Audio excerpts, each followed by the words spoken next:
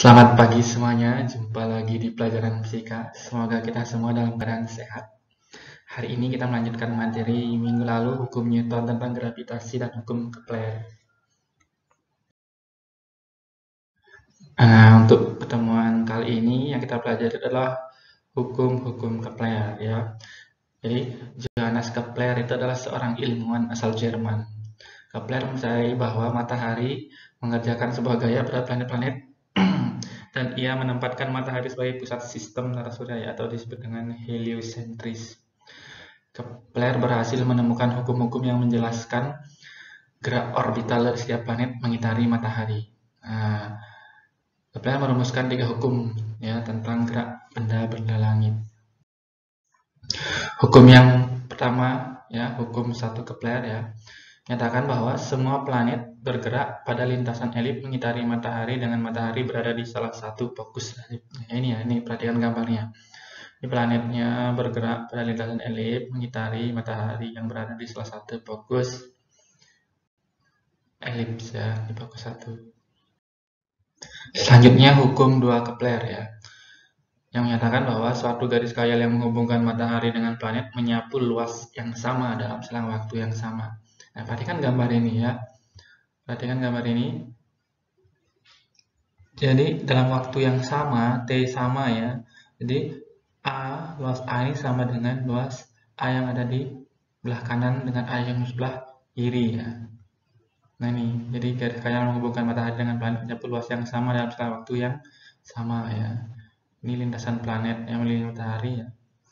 Dalam waktu yang sama ya, luasnya adalah sama ya. Belah kanan A yang belah kiri ini adalah sama luasnya. Selanjutnya adalah hukum 3 Kepler yang menyatakan bahwa perbandingan kuadrat periode revolusi terhadap pangkat 3 dari jarak rata antara matahari dengan planet adalah sama untuk semua planet ya.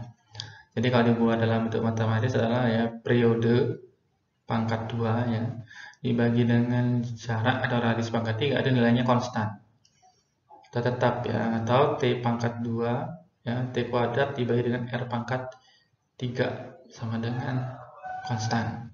Nah ini kalau dibuat bentuk persamaan lain ya, perbandingan antara 2 planet ya. Jadi T1 kuadrat per R1 pangkat 3 sama dengan T2 kuadrat per R2 pangkat 3 ya. Jadi bentuk T1 kuadrat per R1 pangkat 3 sama dengan T2 kuadrat per R2 pangkat 3 itu sama dengan T1 kuadrat per T2 kuadrat sama dengan R1 pangkat 3 per R2 pangkat 3, di mana T itu adalah periode ya, periode revolusi, dan R adalah jarak antara matahari dengan planet. Nah, untuk memahami materi dan hukum Kepler ini, silakan disimak contoh soal. Contoh soal yang pertama, jadi sini jarak rata-rata antara matahari dan Merkurius adalah 0,4 kali jarak rata-rata matahari dan bumi. Jika periode revolusi bumi adalah 1 tahun, tentukan periode revolusi Merkurius ya. Berapakah periode revolusi Merkurius ya, pada Merkurius? Nah, jawab diketahui kan? Nih ya, jarak matahari dengan Merkurius adalah 0,4 kali jarak rata-rata ke matahari dan bumi, dan periodenya adalah 1 tahun ya, periode bumi ya 1 tahun. Ditanyakan berapa periode dari Merkurius mengelilingi matahari ya, Tm ya, T Merkurius. Nah, dengan menerapkan hukum 3 Kepler dan T kuadrat per R pangkat 3 sama dengan konstan ya. Jadi T bumi kuadrat per R bumi pangkat 3 sama dengan T Merkurius pangkat 2 dibagi R Merkurius pangkat 3. Nah, berapa tadi T buminya?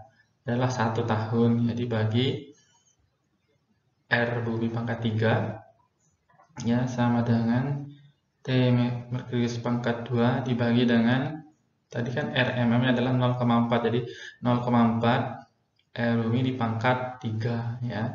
Nah, selanjutnya 1 per R bumi pangkat 3 sama dengan T Merkurius kuadrat per 0,064. Jadi 0,4 pangkat 3 itu adalah 0,064 dikali R bumi pangkat 3. Nah, R bumi ini di ruas kiri sama ruas kanan dicoret ya.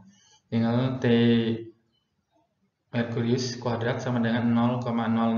Jadi T Merkurius sama dengan akar ya, supaya kuadratnya hilang kali akar.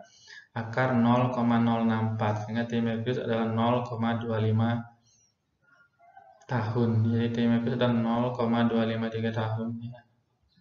Jadi periode revolusi Merkurius ya terhadap matahari itu membutuhkan waktu 0,253 tahun. Nah, contoh soal kedua, dua planet P dan Q mengorbit matahari.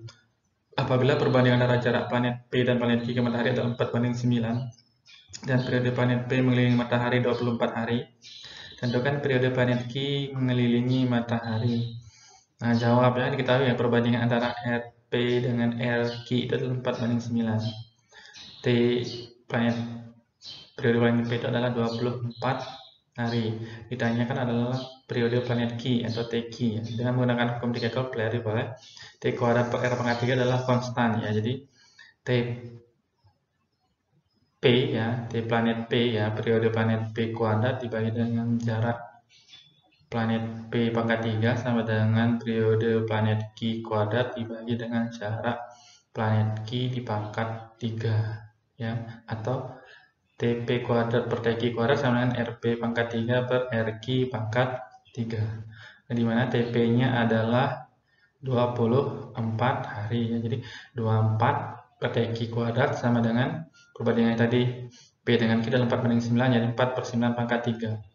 24 kuadrat itu adalah 576 ya. 4 kuadrat 4 pangkat 3 itu adalah 64, 9 pangkat 3 adalah 729.